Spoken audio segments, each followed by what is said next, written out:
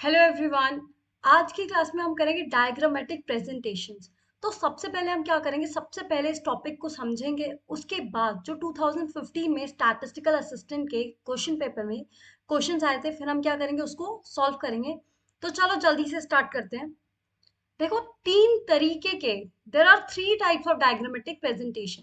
एक होता है ज्योमेट्रिक, एक होता है फ्रीक्वेंसी, एक होता है आपका टाइम सीरीज, या आप कह सकते हो अर्थमेटिक लाइन ग्राफ्स। जो ज्योमेट्रिक है, ज्योमेट्रिक का मतलब क्या होता है, शेप्स। तो इसके अंदर आता है बार डायग्राम, जिसको हम वन डायमेंशनल डायग्राम भी बोलते हैं, and this is very important. Next आपका आता है पाई डायग्राम्स। पाई डायग्राम्स को एंगुलर सर्कुलर डायग्राम्स भी बोलते हैं। क्या बोलते हैं? Angular circular diagram. नेक्स्ट आपका आता है फ्रीक्वेंसी डायग्राम्स। बेसिकली इसमें हम क्या करते हैं, फ्रीक्वेंसी को प्लॉट करते हैं। तो सबसे पहले आपका आता है हिस्टोग्राम, नेक्स्ट आता है पॉलीगन, नेक्स्ट आता है ओगाइव। और आपका थर्ड टाइप है टाइम सीरीज ग्राफ्स, या अर्थ लाइन, अर्थमेटिक लाइन ग्राफ्स, या इसको लाइन ग्राफ्स भी बोलते हैं, या इसको हिस्टोरीग्राम भी बोलते हैं। क्या बोलते हैं? हिस्टोरीग्राम। एक होता है हिस्टोग्राम, एक होता है हिस्टोरीग्राम। हिस्टोरीग्राम किसको बोलते हैं? लाइन ग्राफ्स या टाइम सीरीज ग्राफ को। तो आपको याद रखना है, पाई डायग्राम को क्या बोलते हैं? Angular circular diagram, angular circular diagram. Next आपका होता है एंगुलर सर्कुलर डायग्राम। नेक्स्ट, बार डायग्राम्स को क्या बोलते हैं? One dimensional diagram. वैसे ही हिस्टोग्राम को बोलते हैं टू डायमेंशनल डायग्राम। क्या बोलते हैं? Two dimensional diagram. अब देखो ये क्या है, ये आपका बार डायग्राम है। ये आपका क्या है? बार डायग्राम। बार डायग्राम में बेसिकली हम क्या बनाते हैं, जैसे देखो यहाँ पे क्या गिवन है, यहाँ पे गेम्स गिवन है, मतलब different kinds of games given है, different kinds of categories given है, किसकी? गेम्स की। और यहाँ पे नंबर ऑफ स्टूडेंट्स गिवन है कि कौन से स्टूडेंट्स कौन सी गेम खेलते हैं, कौन से स्टूडेंट्स कौन सी गेम खेलते हैं।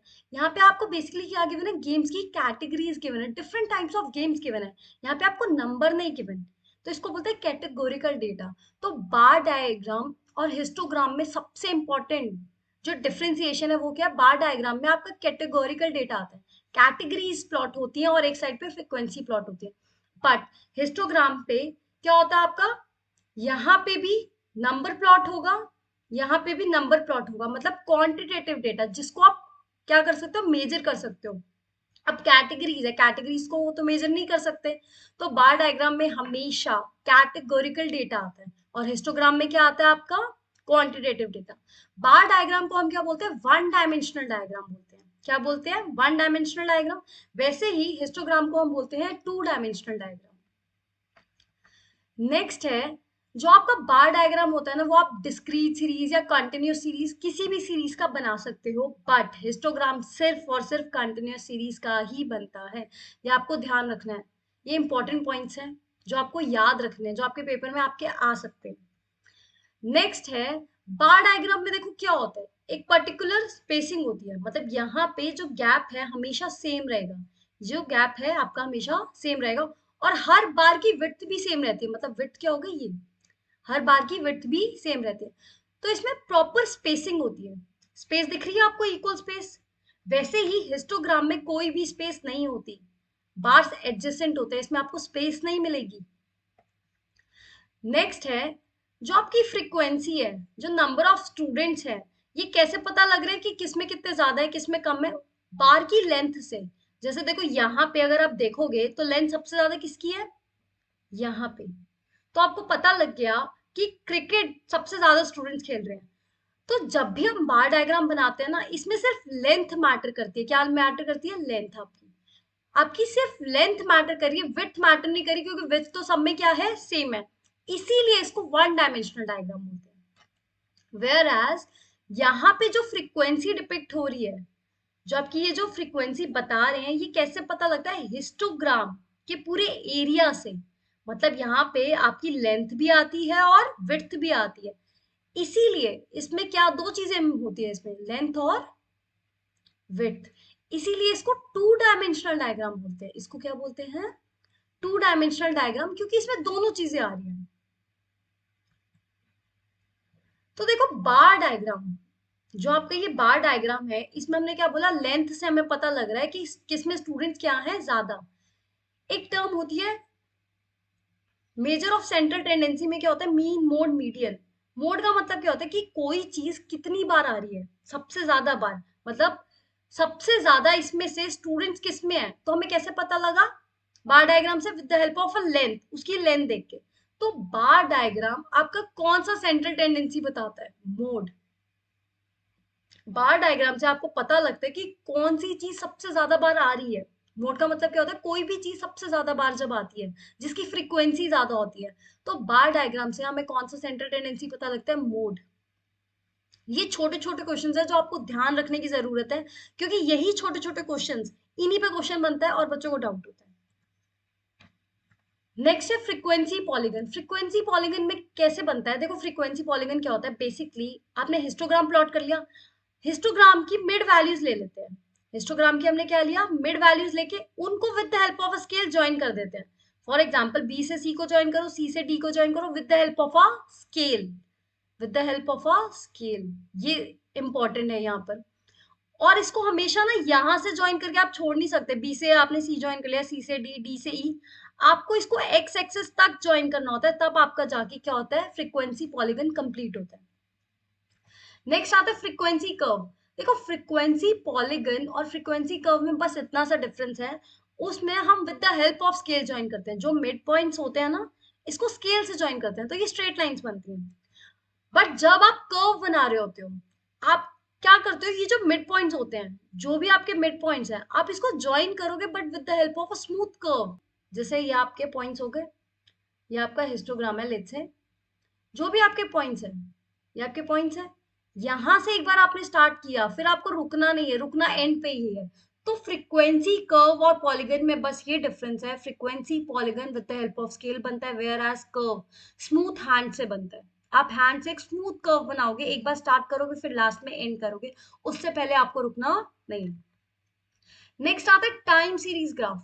देखो टाइम सीरीज ग्राफ का मतलब क्या होता है, टाइम सीरीज का मतलब है कि आप एक वेरिएबल के चेंजेस बता रहे हो over a period of time, कि कैसे कैसे वो चेंज हो रहा है। तो इसमें ना क्या कहते हैं, हम मोस्टली ट्रेंड दिखाते हैं कि क्या ट्रेंड हो रहा है। जैसे आपने देखा होगा स्टॉक मार्केट में भी आप पढ़ते होगे, stock market let's say over a period of time कितनी फ्लक्चुएशंस आई, तो हम एक ट्रेंड पता करने की कोशिश कर रहे होते हैं कि क्या ट्रेंड रहा। तो जो ट्रेंड होता है ना, वो लॉन्ग टर्म बेसिस के वे पे मेजर किया जाता है, जो आपका ट्रेंड है वो लॉन्ग टर्म के लिए मेजर किया जाता है। बस आपको इसमें इतना ही याद रखने की जरूरत है। देखो यहाँ पे हमने क्या किया, यहाँ पे टाइम बता दिया, जनवरी फरवरी मार्च मतलब मंथ का टाइम बता दिया, और यहाँ पे हमने ज्वाइन किए पॉइंट्स को with the help of a scale. ठीक है, नेक्स्ट आपका आता है पाई चार्ट। पाई चार्ट क्या होता है, आपको डिफरेंट डिफरेंट चीजें कॉम्बिनेशन दिखाता है एक सर्कल में, कि किसका कितना परसेंटेज है, को क्या चीज हम ज्यादा कंज्यूम कर रहे हैं या क्या चीज हम ज्यादा यूज कर रहे हैं। इसको सबसे इंपॉर्टेंट जो आपको याद रखना है, इसको एंगुलर सर्कुलर डायग्राम भी कहा जाता है। नेक्स्ट आता है आपका लेस देन और मोर देन ओगाइव। जो आपका लेस देन ओगाइव है ना, वो नीचे से ऊपर बनता है, क्योंकि ये वैल्यूज ऐड होती रहती है। लेस देन का मतलब होता है, इसमें ना हम क्यूमुलेटिव फ्रीक्वेंसी बनाते हैं, और ये टॉपिक मैं अच्छे से एक और इसकी सेपरेट वीडियो बनाऊंगी, तो वहां आपको क्लियर हो जाएगा। लेस देन में क्यूमुलेटिव फ्रीक्वेंसी होता है, जिसमें हमारी फ्रीक्वेंसीज ना ऐड होती रहती है, तो इसलिए हमेशा नीचे से ऊपर बनता है। और मोर देन हमारा ऊपर से नीचे बनता है। जहां पर भी ये दोनों इंटरसेक्ट करते हैं, वहां पे हमें क्या मिलता है, मीडियन। अभी हमने पढ़ा था बार डायग्राम, हमें क्या बताता है, मोड। बार डायग्राम हमें क्या बता रहा है, मोड बता रहा है। वेयर आज जब जहां पर आपका लेस देन और मोर देन होगा मिलता है, आपको क्या पता लगता है, मीडियन पता लगता है। तो ये छोटी छोटी चीजें आपको याद रखनी है पेपर के परस्पेक्टिव से। नेक्स्ट देखो क्वेश्चन करते हैं जो 2015 में आए थे। Which of the following is one dimensional diagram. अभी हमने पढ़ा था वन डायमेंशनल डायग्राम, जिसमें सिर्फ लेंथ के बारे में बात की जाती है, that is bar diagram. More than and less than हो जाए, जहां पे भी मिलते हैं वहां पे क्या आता है, मीडियन। नेक्स्ट है with the help of an ogive curve one can determine. देखो वन ओगाइव से आप क्या क्या पता कर सकते हो, आपने अभी पढ़ा मीडियन तो पता कर ही सकते हैं। जो आपका सेकंड मीडियन होता है दैट इज कोटाइल। परसेंटाइल्स भी आप मेजर कर सकते हो, तो यहाँ पे आपका आंसर आएगा all of the above. Next question है, mode is graphically obtained by. जो मोड है ना आपका, या तो आप हिस्टोग्राम से पता कर सकते हो या आप बार डायग्राम से पता कर सकते हो। कि कोई चीज कितनी बार आ रही है, वो आप बार डायग्राम या हिस्टोग्राम से पता कर सकते हो। नेक्स्ट आपका क्या है, trend is a time series means, trend in time series means, जो ट्रेंड है, ट्रेंड का मतलब क्या होता है टाइम सीरीज के अंदर, ट्रेंड का मतलब होता है लॉन्ग टर्म रेगुलर मूवमेंट। जो आप ट्रेंड, किसी भी चीज को ट्रेंड कब कहते हैं, जब वो कुछ टाइम होती है, long term regular movement is known as trend in time series. So thank you guys, आज के लिए बस इतना ही। ऐसे ही हम छोटी छोटी और वीडियोस करते रहेंगे और कंसेप्ट क्लियर करते रहेंगे और क्वेश्चंस भी करेंगे, ताकि हमें एक आइडिया मिले पेपर में एग्जैक्टली आ क्या रहा है। सो थैंक यू गाइस।